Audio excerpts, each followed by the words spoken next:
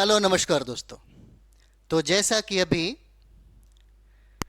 हाल ही में हम लोगों ने देखा कि पैटर्न बदला टीआरई 4 में।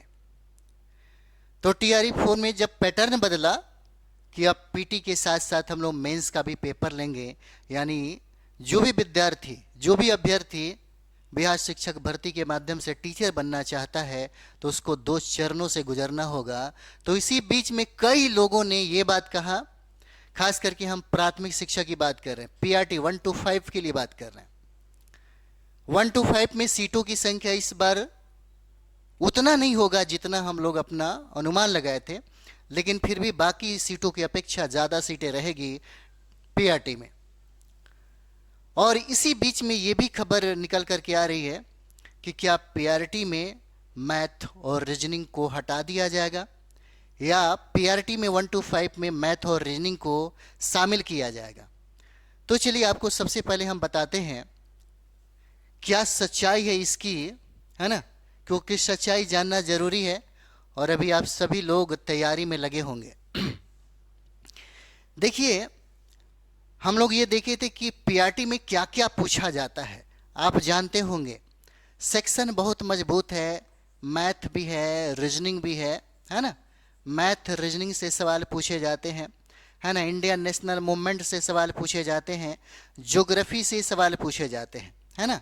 लेकिन ये सेक्शन जो है सब अलग अलग है क्योंकि सिलेबस इसका बड़ा नहीं है, इसलिए हमको इस पीआरटी में 10-11 सब्जेक्ट पढ़ने होते हैं। ज्योग्राफी के बाद हम लोग देखते हैं तो ईवीएस भी हम लोग को पढ़ना है ना। करंट अफेयर्स भी हम लोग को पढ़ना है, करंट अफेयर्स भी हम लोग को पढ़ना है, यहाँ तक कि, है ना, करंट अफेयर्स हो गया। और यहाँ पे हमको पॉलिटी पढ़ना है ना, पॉलिटी पढ़ना है। और हमें पढ़ना है क्या, बिहार स्पेशल, है ना, बिहार स्पेशल पढ़ना है। और यहाँ पे कुछ मिसलेनियस भी चीज़ें हमको यहाँ पे पढ़ना है, ठीक है। यानी हमें प्राथमिक शिक्षक भर्ती के लिए इतने सारे सब्जेक्ट पढ़ने होते हैं जो अभी के समय में, अभी ये कहा जा रहा है कि जब हमारा पैटर्न चेंज हो गया, ठीक है, पैटर्न चेंज हो गया, अब हमारा एग्जाम 2 चरणों में लिया जाएगा, है ना। एक हो जाएगा पीटी, और पीटी फाइट करने वालों को मेंस में, है ना, बैठने का मौका मिलेगा और यहीं से बनेगा मेरिट, है ना, यहीं से मेरिट बनेगा। कुछ लोग ये कहते हैं कि मैथ और रीजनिंग लगभग 30-32 प्रश्न जो पूछे जाते हैं, है ना, 30-32 प्रश्न जो पूछे जाते हैं, अब की बार से, है ना, टीआरई 4 में, पीआरटी में अब ये सेक्शन जो है ये हटा दिया जाएगा, हटा दिया गया। कई स्टूडेंट ने ये बातें हमसे पूछा कि सर मैंने सुना है कई लोग ये बातें कह रहे हैं।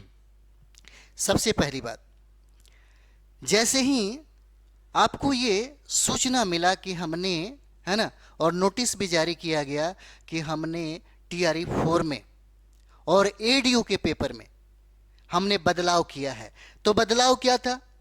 बदलाव ये था, है ना, बदलाव ये था कि अब जो पेपर होगा वह 2 चरणों से गुजरना होगा, है ना। पीटी का पेपर होगा, उसके बाद, है ना, मेंस का पेपर होगा। चलिए ठीक है, पीटी और मेंस का पेपर होगा, 2 पेपर में हमें एग्जाम देना होगा, है ना। जो लोग पीटी फाइट करेगा उन्हीं को मौका मिलेगा मेंस लिखने का। और मेंस ये भी कहा गया है ना, ये भी कहा जा रहा है कि या तो ऑब्जेक्टिव होगा, है ना, नहीं तो सब्जेक्टिव होगा, सब्जेक्टिव होगा। लेकिन बात ये है कि ये जो नोटिस जारी किया उसमें इसका मेंशन नहीं है। जब आधिकारिक सूचना आपको प्राप्त नहीं है कि सिलेबस क्या रहेगा, तो फिर आप क्यों सोचते हैं कि आपके सब्जेक्ट से मैथ और रीजनिंग को हटा दिया गया है? ये तो बाद की बात है जब नोटिफिकेशन को जारी किया जाएगा, है ना। ये बाद की बात है कि जब नोटिफिकेशन को जारी किया जाएगा उसमें मेंशन रहेगा कि मैथ रहेगा, रीजनिंग रहेगा या नहीं रहेगा। तो आपको अभी क्लियर कर दे, अभी भी, है ना, जब तक आधिकारिक सूचना प्राप्त आपको नहीं हो जाती, आपको उल्टा सीधा सोचने से अच्छा है कि आप अपनी तैयारी में लगे रहिए, है ना। मैथ और रीजनिंग जहां तक हमें लगता है शामिल रहेगा, क्योंकि अगर बीपीएससी में आप देखते होंगे तो बीपीएससी के सिविल सर्विस में भी 10 प्रश्न पूछे जाते हैं, है ना, 10 प्रश्न पूछे जाते हैं, मेंटल एबिलिटी से प्रश्न पूछे जाते हैं।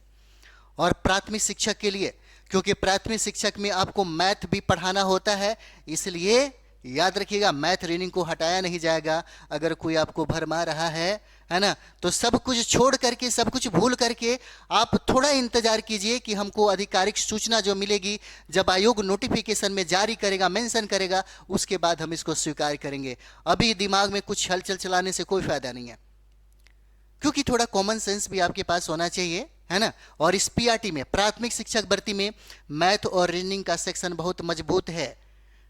सीधे 32 प्रश्न अगर पूछता है तो 32 में 32 प्रश्न बनाने की कैपेसिटी होता है स्टूडेंट में। और हमारे यहाँ कोई भी स्टूडेंट मैथ और रीजनिंग अगर पढ़ लिया, 32 प्रश्न अगर पूछता है तो बाई चांस एक प्रश्न गलत होगा, पूरा का पूरा मैथ और रीजनिंग आपका सही होता है। इतना बेहतरीन तरीके से कॉन्सेप्ट के साथ आपको स्टडी कराई जाती है। इसलिए, है ना, ये सारे जो सब्जेक्ट है। और एक बात और भी बता दे, अगर आप ये सोच रहे होंगे कि मैथ में भी ज्यादा सेक्शन नहीं पढ़ना है, पीआरटी के लिए हम बता रहे हैं, हाँ, सब्जेक्ट कॉम्बिनेशन के लिए मैथ का सेक्शन अलग हो जाता है। लेकिन जब पीआरटी 1 to 5 के लिए बात करते हैं तो मैथ में ज्यादा सेक्शन नहीं है, ना रीजनिंग में ज्यादा सेक्शन है ना। कुछ गिने चुने सेक्शन है, 10-12 सेक्शन है, वहीं से बार बार प्रश्न पूछे जाते हैं, 15-16 प्रश्न पूछे जाते हैं। उसी तरह से इंडियन नेशनल मूवमेंट है, भारतीय राष्ट्रीय आंदोलन, पूरा इतिहास को नहीं पढ़ना है कि पूरा इतिहास पढ़े जा रहे हैं। पीआरटी वालों में यही प्रॉब्लम होता है ना, कि पूरा इतिहास पढ़े जा रहे हैं। 2 दिनों में, 3 दिनों में, 1 सप्ताह में, ज़्यादा से ज़्यादा 1 सप्ताह में इसको, है ना, इंडियन नेशनल मूवमेंट को समाप्त कर सकते हैं, ख़त्म कर सकते हैं। उसी तरह से ये ज्योग्राफी देख सकते हैं, ज्योग्राफी में पूरा ज्योग्राफी नहीं पढ़ना होता है, ज्योग्राफी में सिर्फ इंडियन ज्योग्राफी पढ़ना है। इक्का दुक्का प्रश्न पूछता है करंट के आधार पे विश्व के, है ना, ज्योग्राफी से, तो उस पर ज़्यादा फोकस नहीं करना है, इंडियन ज्योग्राफी से ही प्रश्न पूछे जाते हैं। क्योंकि अगर हम लोग पुराने सिलेबस की बात करें तो वहीं, है ना, उसमें मेंशन किया गया है। ईबीएस, है ना, पर्यावरण अध्ययन से प्रश्न पूछे जाते हैं। 5वीं क्लास का एससीईआरटी और एनसीईआरटी का बुक पढ़ लीजिएगा, वहीं से सारे के सारे 10 प्रश्न जो पूछे जाते हैं आराम से मिल जाएगा। करंट अफेयर से 15 प्रश्न पूछे जाते हैं, ये भी जानते हैं। पीआरटी वालों के लिए बता रहे हैं, है ना, पीआरटी वाले जो प्राथमिक शिक्षा की तैयारी कर रहे हैं, मात्र कितना प्रश्न पूछता है? 15 प्रश्न पूछता है डेली। 1 घंटा भी अगर फोकस करिएगा, है ना, नवंबर में एग्जाम अगर उसका होता है ना, नवंबर में अगर एग्जाम हो जाएगा तो निश्चित तौर पे आराम से 12-13 प्रश्न बना लीजिएगा। पॉलिटी से 10-12 प्रश्न पूछे जाते हैं, इसमें भी सेक्शन ज्यादा नहीं पढ़ना होता है, बहुत कम पढ़ना होता है आपको पीआरटी में। 1 to 5 के, है ना, क्लास में बहुत कम पढ़ना होता है। लेकिन सब्जेक्ट तो इतना डाल दिया। बिहार स्पेशल देखिए, बिहार स्पेशल में, क्योंकि अधिकतर जो प्रश्न है इसी बिहार के संदर्भ में पूछेगा, क्योंकि हम एग्जाम किसका देने आ रहे हैं? बिहार में। बिहार का शिक्षक बनना है तो बिहार के संदर्भ में प्रश्न भी तो रहेगा।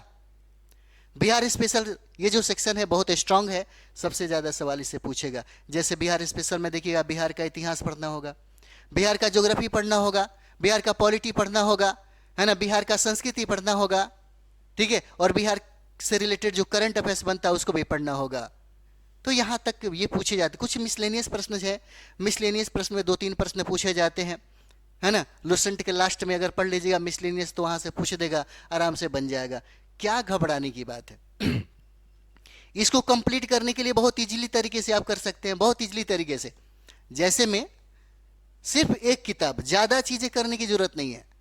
प्रैक्टिस सेट में अगर लेना है तो घटना चक्र का, है ना, अगर घटना चक्र का क्या करिए, घटना चक्र का पूर्वावलोकन ले लीजिए, है ना, पूर्वावलोकन ले लीजिए, बहुत है। इसकी तैयारी करने वाले तो लुसेंट से भी तैयारी कर सकते हैं, कोई बड़ी बात नहीं, बस समझ होनी चाहिए कि हमको पढ़ना क्या है और छोड़ना क्या है। घटना चक्र का पूर्वावलोकन कर लीजिए, है ना। और जो प्रीवियस ईयर में जो पूछा गया प्रश्न है ना, प्रीवियस ईयर में जो पूछा हुआ प्रश्न आपको, पहला चरण, है ना, दूसरा चरण और तीसरा चरण में री एग्जाम में जो भी प्रश्न पूछे गए हैं उसको आप अपना आधार बना लीजिए, उसी के अकॉर्डिंग पढ़िए, देखिए आराम से कंप्लीट कर सकते हैं। मैथ रीजनिंग, है ना, मैथ रीजनिंग में ऐसा कुछ भी नहीं है। इसलिए हम आपको कहना चाहते हैं कि आधिकारिक सूचना जब तक नहीं आती तब तक आपकी तैयारी बिल्कुल इसी आधार पर चलते रहना चाहिए। और इसमें ज़्यादा बदलाव करने की भी बात नहीं है, क्योंकि ज़्यादा बदलाव नहीं करने वाला, ये सारे के सारे जो सिलेबस में जो सब्जेक्ट दिए गए हैं वो आपको रहेंगे ही रहेंगे, जहाँ तक मुझे लगता है।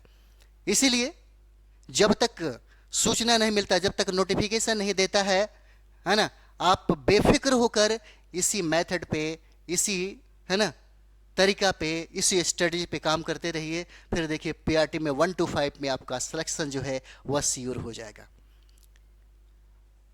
और सबसे बड़ी बात यह है, जैसे पीआरटी वालों के लिए, अगर हम लोग पीआरटी की वालों की बात कर रहे हैं, प्राथमिक शिक्षा की बात अगर हम लोग कर रहे हैं, तो बहुत ईजी होता है इसको कंप्लीट करना, बहुत ईजी होता है। मात्र 10 से 11 सब्जेक्ट अगर देखा जाए, 10 से 11 सब्जेक्ट जो है यही पढ़ना होता है, और आराम से 3 माह में, है ना, 3 माह में आराम से कंप्लीट किया जा सकता है।